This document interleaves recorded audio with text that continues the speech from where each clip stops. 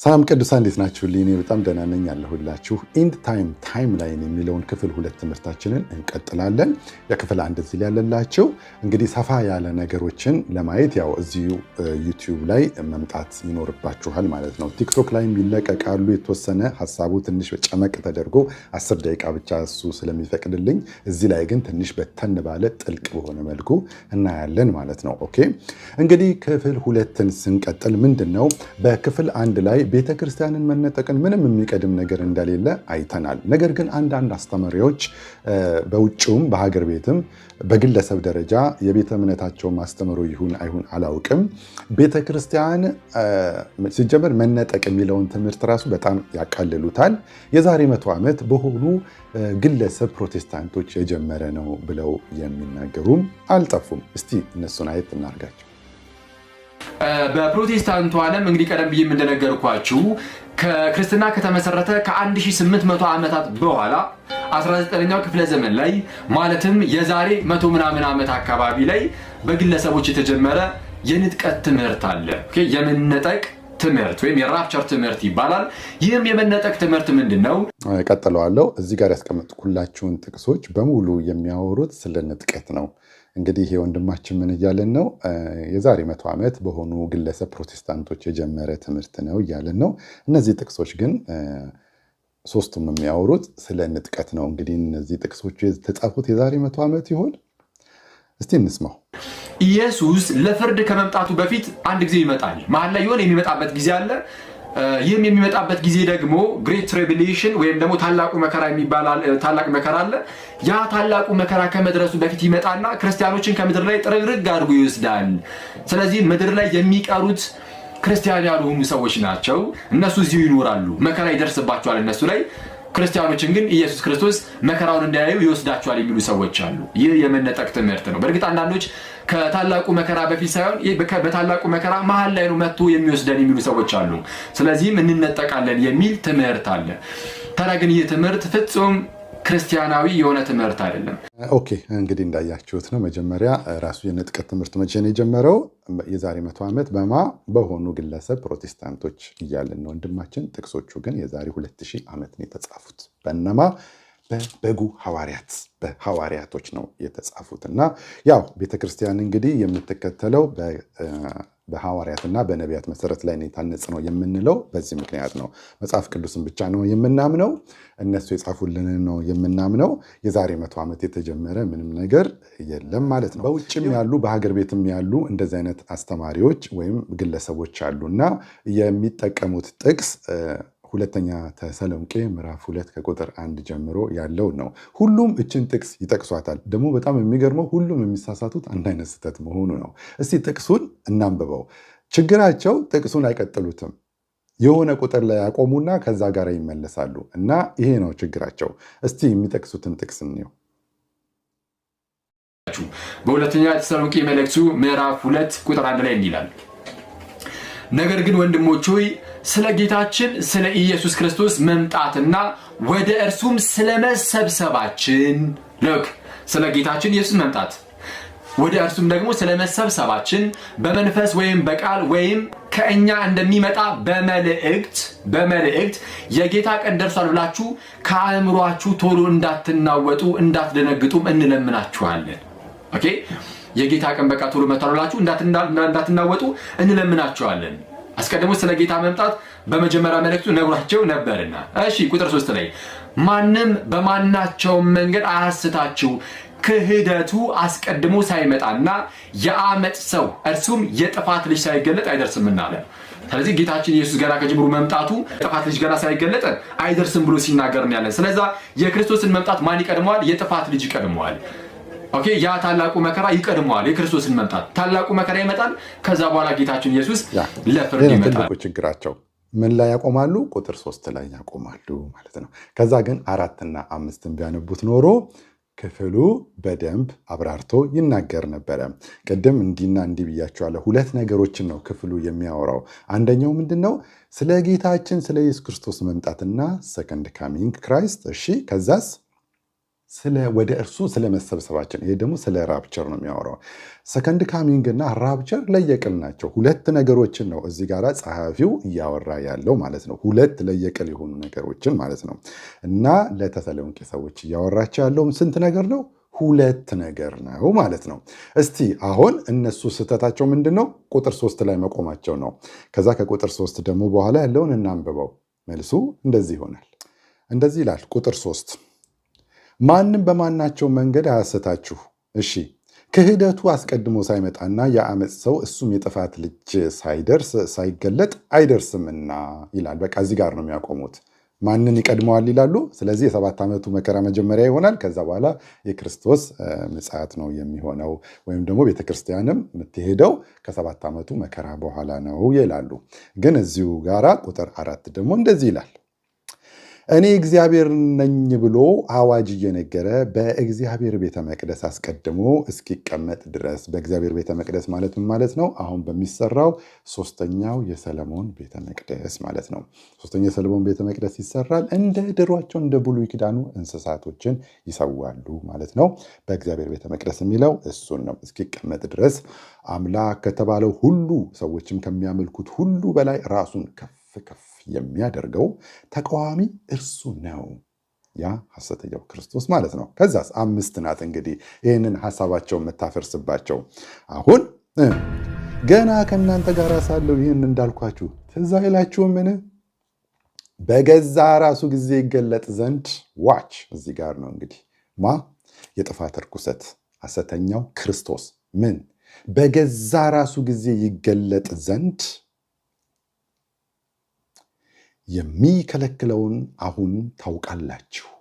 አያችሁ፣ የጥፋት ርኩሰት በገዛ ራሱ ጊዜ ይገለጥ ዘንድ የሚከለክለውን አሁን ታውቃላችሁ ይላል። ማን ነው የሚከለክለው? እስቲ እናንብብ። የዓመፅ ምስጢር አሁን ይሰራልና ብቻ ከመንገድ እስኪወገድ ድረስ አሁን የሚከለክል አለ። ሆሊ ስፒሪት፣ መንፈስ ቅዱስ። የዓመፅ ምስጢር ይሰራል። አሁን ይሰራል። 2000 ዓመት ሁሉ እየሰራ ነበረ፣ አሁንም ይሰራል። ግን በገዛ ራሱ ጊዜ ይገለጥ ዘንድ የሚከለክለውን ታውቃላችሁ። ይሄ የሚከለክለው ልክ እዚህ ጋር እንግዲህ በኃይል ተመታ እንደመጣች እንደ ቴኒስ ኳስ እንዳታልፍ የሚከለክላት መረቡ አለና እንዳታልፍ ነው ያደረጋት። ይህም በታላቅ ቁጣ የወረደውን ይሄ ሐሰተኛውን ክርስቶስን በራሱ ጊዜ እንዳይገለጥ በሚስጥር ብቻ ውስጥ ለውስጥ እንዲሰራ ግን በራሱ ጊዜ እንዳይገለጥ የሚከለክለውን አሁን በቃ እዚህ ጋር መንገዱ ላይ ቆሞ የዘጋበትን ወይም የሚከለክለውን ታውቃላችሁ ይላል። እሱ ተብሎ የተጠራው በእንግሊዝኛ መንፈስ ቅዱስ ነው። መንፈስ ቅዱስ ደግሞ ከቤተ ክርስቲያን ጋር ነው ያለው እና ይሄ መንፈስ ቅዱስ ከመንገድ ሲወገድለት ግን ይህ የዓመፅ ሚስጥር የነበረው አሰራሩ በኃይል ወደዚህ ምድር ተንሰራፍቶ ይገባል ማለት ነው። ኦኬ፣ አሁን የሚከለክለው ማን ነው? መንፈስ ቅዱስ ነው። መንፈስ ቅዱስ ከማካ ሆኖ ከቤተ ክርስቲያን ጋር ሆኖ መንፈስ ቅዱስና ቤተ ክርስቲያን ይህንን 2000 ዓመት እጅና ጓንት ሆነው ነው እየሰሩ ያሉት። ሰዎችን ወደ እግዚአብሔር መንግስት በማምጣት ሂደት ውስጥ መንፈስ ቅዱስ ከቤተ ክርስቲያን ጋር ሆኖ ይህንን 2000 ዓመት ዓለሙን እየወቀሰ ስለ ኃጢአት እየወቀሰ እየሰራ ነው ያለው። ራእይ ምዕራፍ 22 ከቁጥር 17 ላይ ደግሞ መንፈሱና ሙሽራይቱ ና ይላሉ ይላል እና መንፈስ ቅዱስ ከቤተ ክርስቲያን ጋር ነው ያለው። እንደገና ደግሞ እዚኛው ክፍል ላይ ደግሞ ምን ይላል? ለቤዛ ቀን የታተማችሁበትን ይላል። መንፈስ ቅዱስ በእያንዳንዱ አማኝ ላይ ምን ብሏል? ታትሟል ማለት ነው። ህትመት ነው። እንግሊዝኛው እንደውም ሲልድ ሆናችኋል ነው የሚለው። እያንዳንዱ አማኝ ሲልድ ሆኗል። ያለውን ቁርኝነት እኮ ልነግራችሁ ነው። ይህ የሚከለክለው የዓመፅ ምስጢር እንዳይገለጥ የሚከለክለው መንፈስ ቅዱስ ከአማኞች ጋር ወይም ከቤተ ክርስቲያን ጋር ያለውን ቁርኝነት ልነግራችሁ ነው። አንደኛ ታትሟል በእያንዳንዱ አማኝ ላይ። ሁለተኛ ከቤተ ክርስቲያን ጋር ሆኖ ከሙሽሪት ጋር ሆኖ ና ይላል። ከዛስ ይህ መንፈስ ቅዱስ ከመንገድ ሲወገድ ወይም ከዚህ ምድር ላይ ሲሄድ የዓመፅ ምስጢር ይመጣል። ታዲያ መንፈስ ቅዱስ ከዚህ ምድር ላይ የሚሄደው ሙሽሪትን ጥሎ ነው? የታተመባቸውን ቅዱሳኖችን እዚሁ ጥሏቸው ነው የሚሄደው? በጭራሽ። ራእይ ምዕራፍ 22 ከቁጥር 17 ላይ እሱ ጋር መንፈሱና ሙሽራይቱ ና ይላሉ። ሁለቱም አንድ ላይ ና እያሉ መንፈስ ቅዱስ ታዲያ ና የምትለዋንም ሙሽሪቱን ጥሏት ይሄዳል? አይሄድም። በጭራሽ አይሄድም። እና ይሄ ክፍል የሚያወራው መንፈስ ቅዱስ ይከለክለዋል። የአመፅ ምስጢር እንዳይገለጥ ይከለክለዋል። እሱ ከመንገድ ሲወገድ ማንን ይዞ?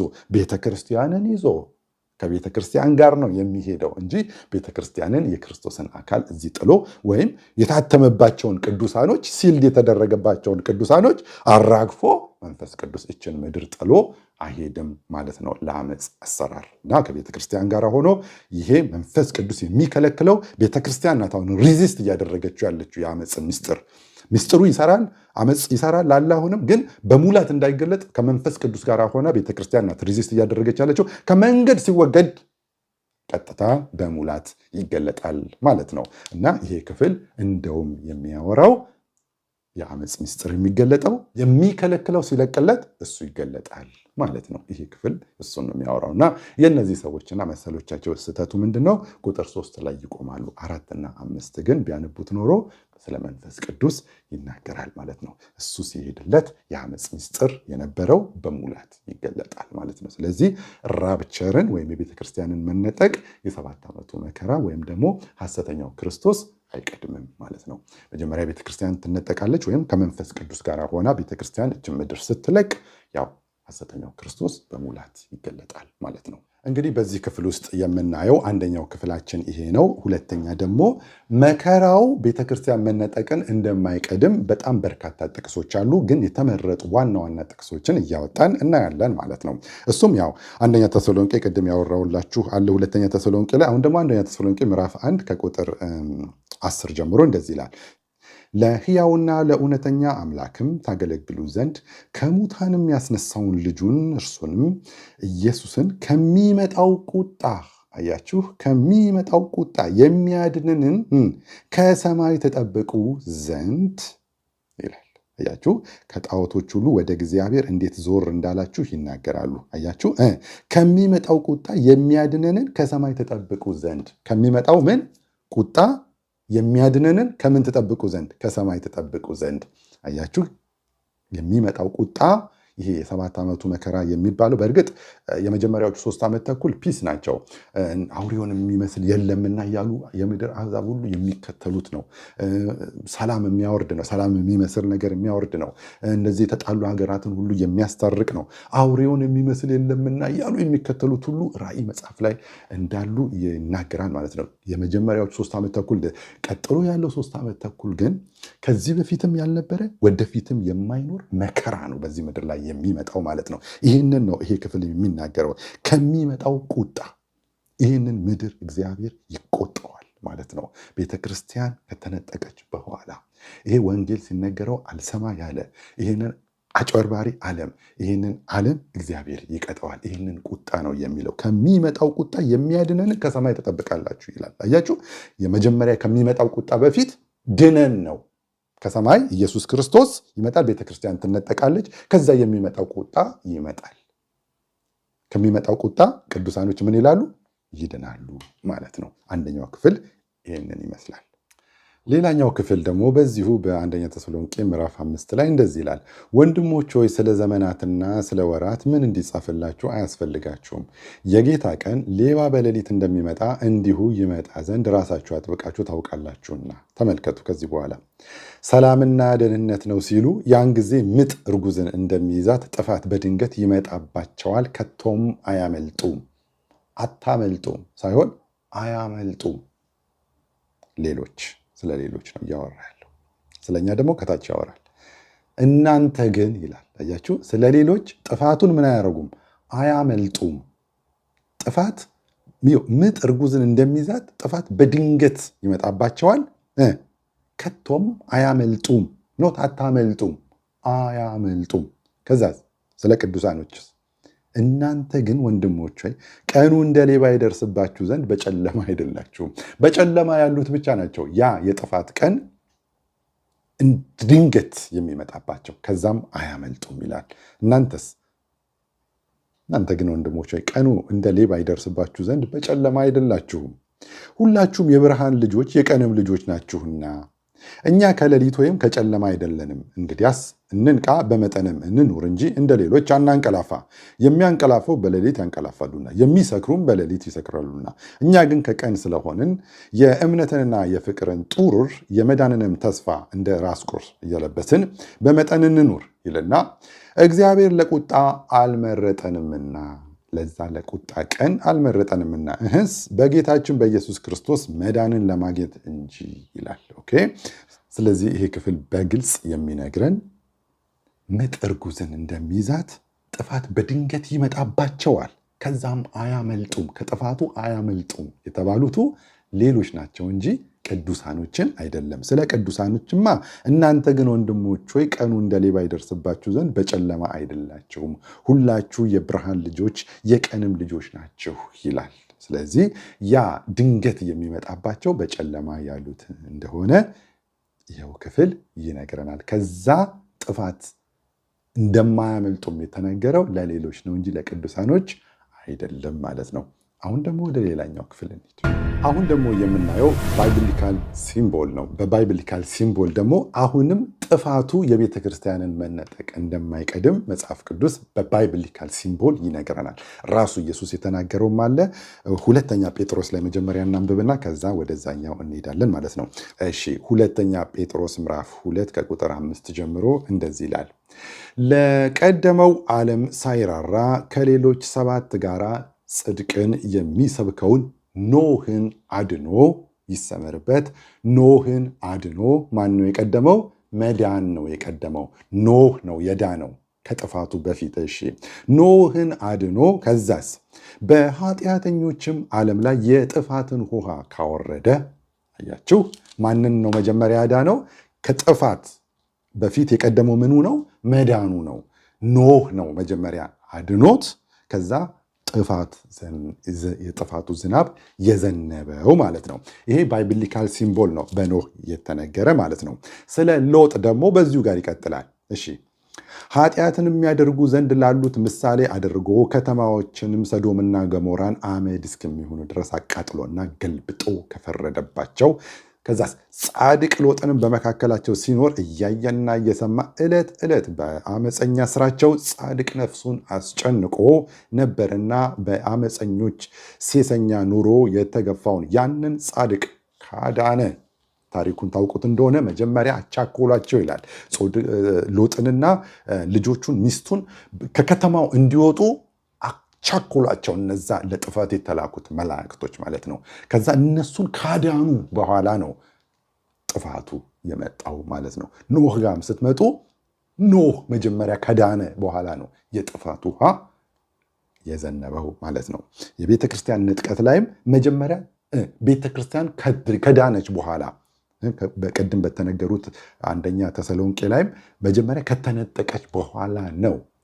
ይሄ የሚከለክለው መንፈስ ቅዱስ የአመፅን ኃይል የሚከለክለው መንፈስ ቅዱስ ሲወሰድ ወይም ቤተክርስቲያንን ካዳናት በኋላ ነው ጥፋት የሚመጣው ማለት ነው። ስለዚህ መጀመሪያ የሚቀድመው ምንድን ነው? መዳኑ ነው እንጂ ጥፋቱ አይደለም ማለት ነው። ይህ ባይብሊካል ሲምቦል ነው። ስለ ኖህ ራሱ ኢየሱስ ክርስቶስም እንዴት ነው የምትመጣው፣ የመጨረሻው ዘመን እንዴት ይመስላል ተብሎ ሲጠየቅ በቃ ግልጽ አድርጎ ራሱ ኢየሱስ ክርስቶስ ደግሞ ወደ ተናገረውና ግልጽ ወደው ነው ክፍል ደግሞ እንሂድ እስቲ። አሁን ይህንን ክፍል ልብ ብለን እናንብበው። በማቴዎስ ወንጌል ምዕራፍ 24 ከቁጥር 36 እንደዚህ ይላል። ስለዚያሽ ቀንና ስለዚያሽ ሰዓት ከአባት ብቻ በቀር በሰማይ መላእክትም ቢሆን ልጅም ቢሆን የሚያውቅ የለም ይልና እንዴት ነው የመምጣትህ ተብሎ ተጠይቆ ነው። በነገራችሁ ላይ ኢየሱስ ክርስቶስ በ24 ላይ ጠይቀውታል ደቀ መዛሙርቶቹ። እስቲ እሱን እናንብበው። ኦኬ እሺ 24:3 ላይ ደቀ መዛሙርቶቹ ለጠየቁት ጥያቄ ነው እታች የሚመልሰው ማለት ነው። 24:3 ላይ እንደዚህ ይላል። እርሱም በደብረ ዘይት ተቀምጦ ሳለ ደቀ መዛሙርቱ ለብቻቸው ወደ እርሱ ቀርበው ንገረን፣ ይህ መቼ ይሆናል? እዚህ ጋር የጠየቁት 3 አደገኛ ጥያቄዎች ነው። ይህን ጥያቄ የጠየቁት ከላይ አንድ ነገር ብሏቸው ነው።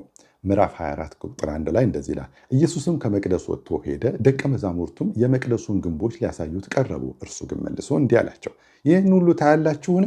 እውነት እላችኋለሁ ድንጋይ በድንጋይ ላይ ሳይፈርስ በዚህ አይቀርም አላቸው። ዋት ድንጋይ በድንጋይ ላይ ሳይፈርስ በዚያ አይቀርም አላቸው። መቅደሱ ይፈራርሳል፣ አንዱ ድንጋይ በአንዱ ድንጋይ ላይ ይከመራል ወይም ይፈራርሳል ማለት ነው። ልክ እንደዚህ ሲላቸው ያ የተከበረ ስንት ዓመት የፈጀው ቤተ መቅደስ እንደዚህ ሲላቸው ደነገጡ። ከዛ በኋላ ደብረ ዘይት ላይ ሲሆን ጥያቄ ጠየቁት።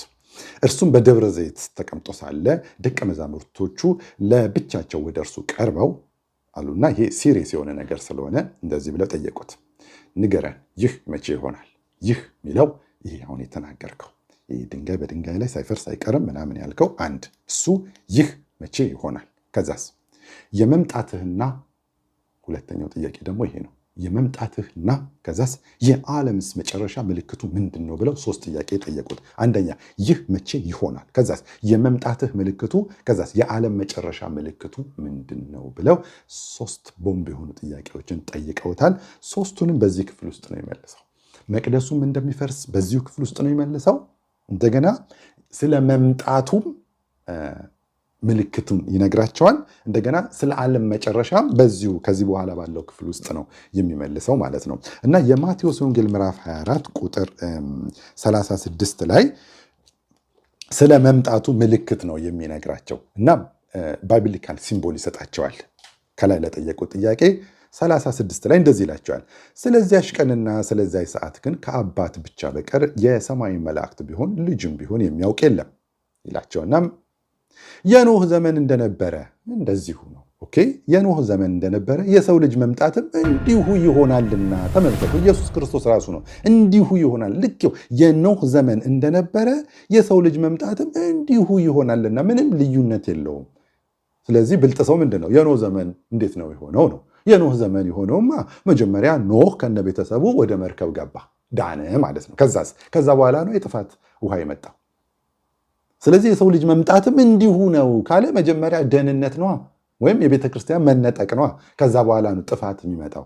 እዚሁ ጋር ይናገራል እንዲሁ ይሆናልና በዚያች ወራት ከጥፋት ውሃ በፊት ኖህ ወደ መርከቡ እስከገባበት ቀን ድረስ ሲበሉና ሲጠጡ ሲያገቡና ሲጋቡ እንደነበሩ የጥፋትም ውሃ መጥቶ ሁሉን እስከወሰደ ድረስ እንዳላወቁ የሰው ልጅም መምጣት እንዲሁ ይሆናልና አላቸው። አያችሁ፣ ኖህ ወደ መርከቧ እስከገባበት ቀን ድረስ ሲበሉና ሲጠጡ ሲያገቡና ሲጋቡ የጥፋቱ ውሃ መጥቶ ሁሉን እስከወሰደ ድረስ እንዳላወቁ እንደዚሁ ይሆናል።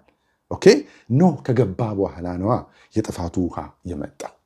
እንዲሁም የሰው ልጅም ኢየሱስ ክርስቶስ የሚመጣው ኖህ እንደገባው ሁሉ ቤተክርስቲያንም ከተነጠቀች ወይም ከዳነች መንፈስ ቅዱስ ቤተክርስቲያንን ይዞ እችን ምድር ከለቀቀለት ወይም የጥፋት ርኩሰት በራሱ ጊዜ እንዳይገለጥ የሚከለክለው አለ ይላል ተሰሎንቄ ላይ። እና እሱ የሚከለክለው ከመንገድ ሲወገድ ቤተክርስቲያንን ይዞ ከመንገድ ሲወገድለት የጥፋት ርኩሰት በኃይል ይገለጣል ወይም ጥፋት ይመጣል ማለት ነው። ያ የጥፋት ልጅ ይገለጣል ማለት ነው። ልክ እንደ ኖህ ጊዜ ማለት ነው። ኖህ ከገባ በኋላ የጥፋቱ ውሃ እንደመጣው ቤተክርስቲያን ከተነጠቀች በኋላ የ7 ዓመቱ መከራ ይጀምራል ማለት ነው። እንደዛው ነው ኢየሱስ ክርስቶስ ያስተማረው። ከዛ በኋላ ስለ ጥፋቱ ጊዜ ያወራል። በጣም አደገኛ የሆነ ጥፋት እንደሆነ ማለት ነው። በጣም ቴሪብል የሆነ ጊዜ ነው የሚሆነው። እንደዚህ ይላል፣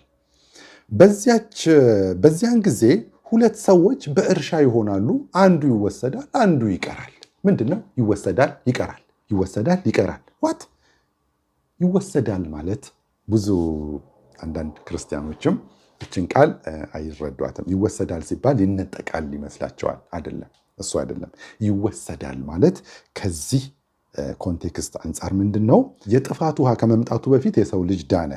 ስለዚህ ኢየሱስ ክርስቶስ የሰው ልጅ መምጣትም ልክ እንደዚሁ ይሆናል ካለ ቤተክርስቲያን ከተነጠቀች በኋላ ነው የጥፋት ርኩሰት የሚመጣው። የጥፋት ርኩሰት ከመጣ በኋላ ቤተክርስቲያን ከተነጠቀች በኋላ ግን እንደዚህ ነው የሚሆነው። 2 ሰዎች በእርሻ ይሆናሉ፣ አንዱ ይወሰዳል አንዱም ይቀራል ይላል። ይህ ስለ ቅዱሳኖች ስለመነጠቅ አይደለም የሚያወራው። ቤተክርስቲያንማ ድሮ ተነጥቃለች። ከዛ ጥፋቱ ከመጣ በኋላ ማለት ነው። እንዴት አይነት ወረስት ታይም እንደሆነ በጣም እጅግ ዘግናኝ ጊዜ እንደሆነ የሚናገር ማለት ነው።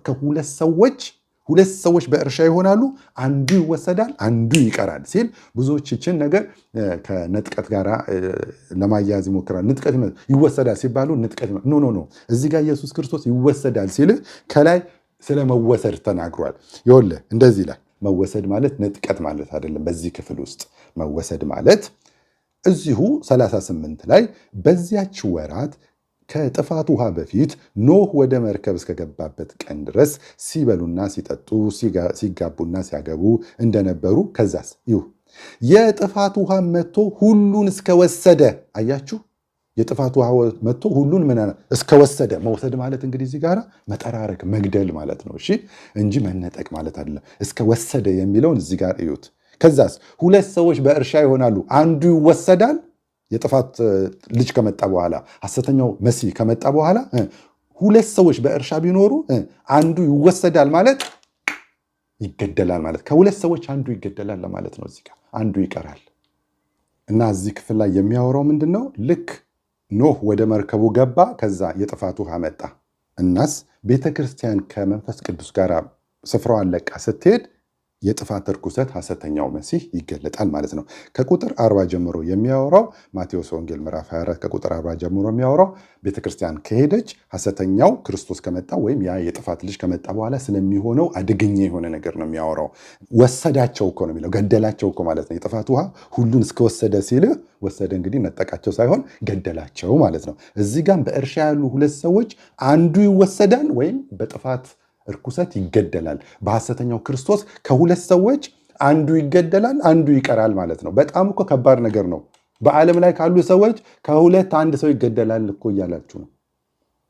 2 ሴቶች በወፍጮ ይፈጫሉ፣ አንዲቱ ትወሰዳለች፣ ትገደላለች ማለት ነው። አንዲቱ ትቀራለች። ጌታችን በምን ሰዓት እንደሚመጣ አታውቁምና እንግዲህ ንቁ ይላል ማለት ነው። እና ይሄ ክፍል የሚያወራው ቀጥታ የኖህ መርከብ ተሰራች። ከዛስ ይሄ የሚያመለክተው ቤተክርስቲያን አሁን ያለችበትን 2000 ዓመት ያመለክታል። መሰራቷን፣ መበልጸጓን፣ ምን ማለቷን ኦኬ። ከመንፈስ ቅዱስ ጋር ሆና እጅና ጓንት ሆና እየሰራች ነው። የኖህ መርከብ በጣም 120 ዓመት ምናምን ነው የፈጀው እስከሚሰራ ድረስ እና ረጅም ጊዜ ወስዶ ነው ይህንን 2000 ዓመት መንፈስ ቅዱስ ከቤተክርስቲያን ጋር እጅና ጓንት ሆኖ እየሰራ ነው ያለው። መሰራቱን የመለከተ ከዛስ ጥፋት ሊመጣ ነው። የኖህ መርከብ ከተጠናቀቀች በኋላ አሁንም የአሕዛብ ሙላት ከተጠናቀቀ በኋላ ልክ ኖህ ወደ መርከቡ ቤተሰቡን ይዞ እንደገባው ቤተክርስቲያንም ጥፋቱ ከመምጣቱ በፊት ትነጠቃለች። ከዛ በኋላ የጥፋቱ ዝናብ ይዘንባል ማለት ነው። በዛን ጊዜ አሁንም ቤተክርስቲያን ከተነጠቀች በኋላ የጥፋት ልጅ ይገለጣል ማለት ነው። ኢየሱስ ክርስቶስ ነው የሰው ልጅ መምጣት ልክ እንደዚሁ ይሆናል ብሎ የነገረን ማለት ነው። ስለዚህ ቤተክርስቲያን መነጠቅን ምንም የሚቀድም ነገር የለም። ሁለተኛ ተሰሎንቄ ምዕራፍ 2 ከቁጥር 7 ጀምሮ እንደዚህ ይላል። ገና ከእናንተ ጋር ሳለሁ ይህን እንዳልኳችሁ ትዝ አይሏችሁምን? በገዛ ራሱ ጊዜ ይገለጥ ዘንድ የሚከለክለውን አሁን ታውቃላችሁ። እሱ መንፈስ ቅዱስ ከቤተ ክርስቲያን ጋር እንደሆነ ተነጋግረናል። የአመፅ ምስጢር አሁን ይሰራልና፣ ያው ይህንን 2000 ዓመትም አሁንም እየሰራ ነው። ብቻ ከመንገድ እስኪወገድ ድረስ ይህ የሚከለክለው ማለት ነው። ከመንገድ እስከሚወገድ ድረስ አሁን የሚከለክል አለ። ኦኬ፣ አሁን የሚከለክለው ማን ነው? መንፈስ ቅዱስ ነው። በእንግሊዝኛው ላይ ሄዳችሁ ብታዩ ሂ ብሎ ነው የሚጠቅሰው። ሂ ማለት ያው እሱ ማለት ነው፣ መንፈስ ቅዱስ። መንፈስ ቅዱስ ደግሞ ከቤተ ክርስቲያን ጋር ነው። በእያንዳንዱ አማኝ ላይ ታትሟል፣ ለቤዛ ቀን ድረስ ታትሟል። ስለዚህ መንፈስ ቅዱስ ይህችን ምድር ከመንገድ ሲለቅለት ነው እሱ ይመጣ። መንፈስ ቅዱስ ደግሞ የሚለቀው የክርስቶስን ሙሽራ ጥሎ ወይም አማኞችን የታተመባቸውን አማኞች ጥሎ ሳይሆን አብሮ ነው ይዟቸው የሚሄደው ማለት ነው። ከዛ ይቀጥላል።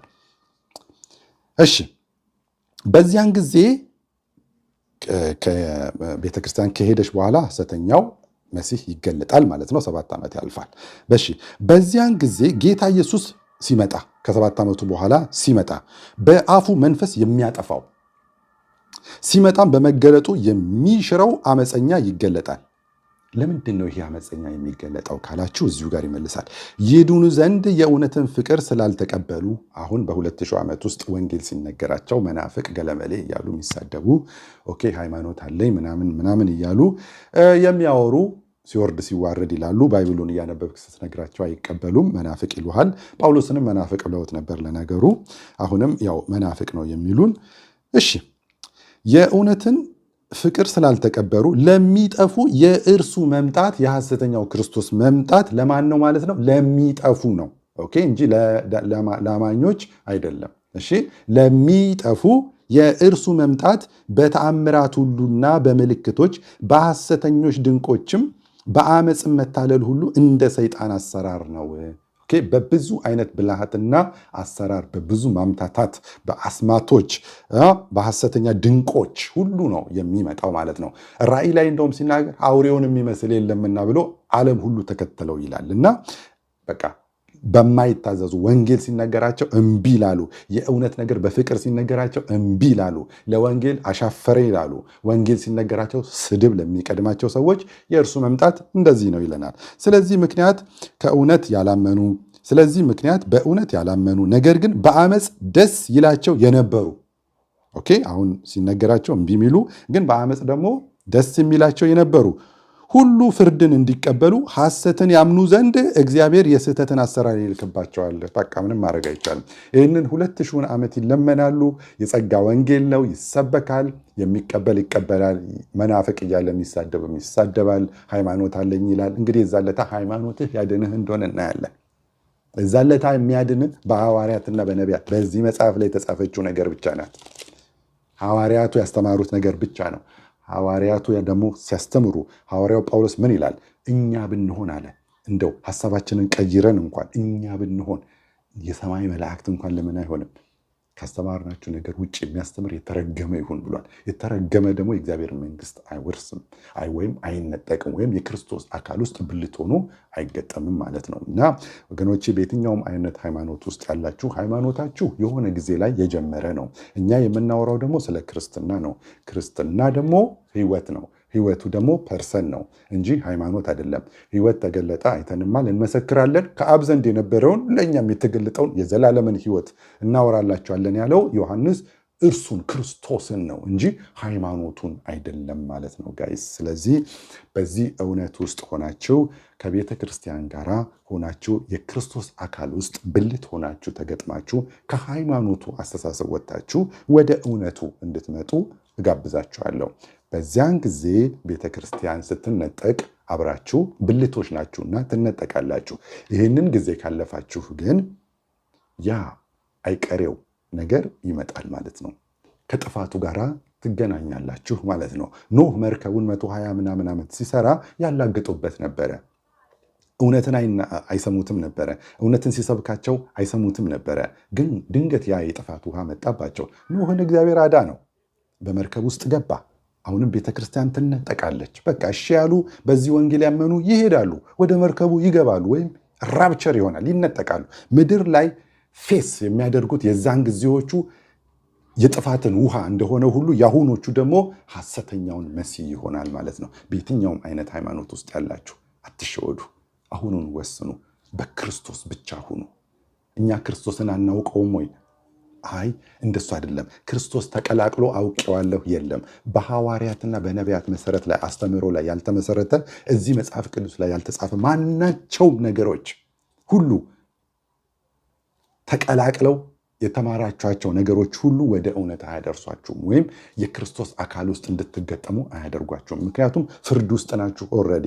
ጳውሎስ አለ እኛ ካስተማርነው ውጭ የሚያስተምር የሰማይ መላእክት ለምን አይሆንም? እንኳን ቄሶቹ አይደሉም፣ እንኳን አስተማሪዎቹ አይደሉም፣ የተረገመ ይሁን ብሏል። ሃይማኖቱ ቢያስተምር የተረገመ ይሁን። ጳውሎስ እሱን ነው የሚያወራው ማለት ነው። ስለዚህ እነ ጳውሎስ ምን አስተማሩ? እዚህ ውስጥ ምን አለ? 44 ታቦት አለ? የለም። ይህን ያስተማረ የተረገመ ይሁን። ወደ ሙታን የሚጸልይ ሰው አለ እዚህ ውስጥ? ሐዋርያቶቹ ጸልየዋል። እስጢፋኖስ በድንጋይ ተወግሮ ሞቷል። እስጢፋኖስ ከሞተ በኋላ እስጢፋኖስ ያማልድልን ብለው ወደ እስጢፋኖስ ጸልየዋል? አልጸልየውም። የተረገመ ይሁን ወደ ሙታን ጸልዩ የሚልህ። ስዕሎች ሰርተው ወደ ስዕሎች ሰግደዋል? የተረገመ ይሁን። ጳውሎስ ይህንን ካላስተማረ እዚህ መጽሐፍ ቅዱስ ላይ ያላየኸውን ነገር ሁሉ ቤተ እምነቴ የምትላት እሷ ራሷን ቤተ ክርስቲያን እያለች የምትጠራ ያቀረበችልህ ነገር ሁሉ የተረገመ ነው። ቢኮዝ መጽሐፍ ቅዱስ ላይ የለም። አንድ ታቦት እዚህ ጋር ከያዩ 44 ያደርጉታል። 44ቱን ኬታ መጣችኋቸው ስንላቸው መጀመሪያ ስድብ ነው የሚቀናቸው። ትንሽ ደግሞ መጽሐፍ ቅዱስ ያነበቡ ደግሞ ለመሸወድ ይሞክራሉ። አይ ስጋና ደግሞ የሚፈተትበት ነው ይሉናል። የሚፈተትበት የጌታ እራት እዚህ ጋር የሚበሉበት ማለት ነው። እሺ ታዲያ እኮ ጌታ ከደቀ መዛሙርቱ ጋር ሆኖ አንድ ራት ነው የበላው እና በአንድ ጠረጴዛ ላይ ነው የበሉት እንጂ በ44 ጠረጴዛ ላይ አልበሉም። መቼም አንድ ጠረጴዛ ላይ ነው የበሉት ትላቸዋለህ። ከዛስ ይሄ ደግሞ ሲገርመን እንደገና ደግሞ ይሄ የበሉበትን ጠረጴዛ ደግሞ በየወሩ ወይም በየዓመቱ እኮ ዳንቴል አልብሰው አልተሸከሙትም ይላል። እዚህ ውስጥ የለም። ስጋና ደግሞ የሚፈተቱበት ነው ይሉናል። ታዲያ 44 ጠረጴዛ ላይ ነው እንደ በሉት? ደሞስ የበሉበትን ከበሉበት በኋላ ተሸክመውታል እንዴ? የለማ። በቃ ምንም ማድረግ አይቻልም። ምንም ማድረግ አይቻልም። እዚህ ውስጥ ካሌለ ጳውሎስ ብሏል፣ ለምን የሰማይ መላእክት አይሆንም? እንኳን የሆነ ቤተ እምነት የተረገመ ይሁን ብሏል። በቃ በምንም አይነት ነገር የፈለገ ነገር አድርገው አሻሽለው ቢያመጡት እንዲህ ነው እንዲያ ነው እንዲያ ነው እያሉ ቢቀምሙት የተረገመ ይሁን። የለም ራሳቸው ኢየሱስ ክርስቶስ እንደዚህ ቁጭ ብሎ ከደቀ መዛሙርቱ ጋር የበሉበት ይሄ ቴብልን እንኳን ከዛ በኋላ ትዝም እንኳን አላላቸውም ሐዋርያቶቹ። አሁንስ ስጋና ደግሞ የሚፈተትበት ነው እሱን ነው። ኧረ ተው፣ እንደዛ የሚባል ነገር የለው። እና እውነት ነው ቤተክርስቲያን ናት የምትነጠቀው በሐዋርያትና በነቢያት መሰረት ላይ የተመሰረተችው። ይህንን መጽሐፍ ቅዱስ ላይ የተጻፈውን ብቻ የምታምን ሐዋርያቱ ያሉትን 12ቱ የበጉ ሐዋርያት፣ በኋላ የመጣው ሐዋርያው ጳውሎስ ያወራውን የምታወራ፣ እነሱ ያስተማሩትን የምታስተምር፣ እነሱ ያደረጉትን ነገር ብቻ የምታደርግ እሷ ቤተክርስቲያን ወይም እነዛ ክርስቲያኖች ይነጠቃሉ። ከዛ በኋላ ያለው ግን የክርስቶስ አካል ወይም የክርስቶስ ብልት ውስጥ መግባት ስለማይችል አይነጠቅም ማለት ነው። እና ስለ ንጥቀት ይህንን ይመስላል። ቤተክርስቲያን መጀመሪያ ትነጠቃለች። ከዛ በኋላ ጥፋት ይመጣል፣ ወይም የጥፋት ርኩሰት የሚገለጠው ከቤተክርስቲያን ንጥቀት በኋላ ነው ማለት ነው። ክፍል 3 ትምህርታችንን ደግሞ እንቀጥላለን ማለት ነው። ለሁላችሁ ጸጋ ይብዛላችሁ። ሰላም ሁኑልኝ።